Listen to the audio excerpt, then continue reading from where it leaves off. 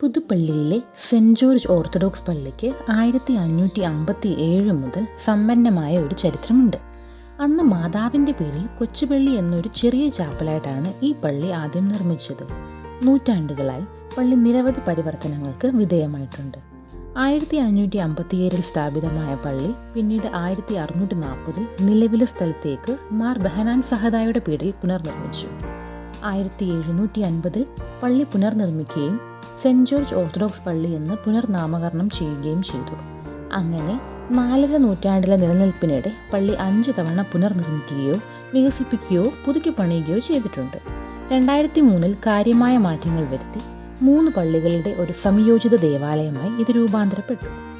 2007 കിഴക്കിൻ്റെ ബെസേലിയോസ് ദിദിമോസ് ഒന്നാമൻ കാതോലിക്ക ബാവ ഈ പള്ളിയെ കിഴക്കിൻ്റെ ജോർജിയൻ തീർത്ഥാടന കേന്ദ്രമായി പ്രഖ്യാപിച്ചു. ചുവർ ചിത്രങ്ങളും അലങ്കരിച്ച അലങ്കാരങ്ങളും ഉൾക്കൊള്ളുന്ന വാസ്തുവിദ്യാ ശൈലികളുടെ സവിശേഷമായ മിശ്രിതത്തിന് പേരുകേട്ടതാണ് പള്ളി.